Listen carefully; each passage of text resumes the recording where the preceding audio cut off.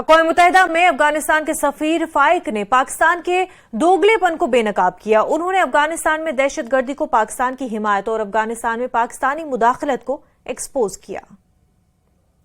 To respond to the remarks by the citizen and representative of Pakistan that I'm representing Afghanistan at this council and speaking the anguish and the misery of the people of Afghanistan who have suffered from the interference of countries that today play the double standard and on the one side show that they are victim of the terrorism and on the other side lobby and normalize and support another terrorist group in Afghanistan. Jammu Kashmir हुकूमत के directorate of family welfare MCH and immunisation ने एक circular जारी किया है।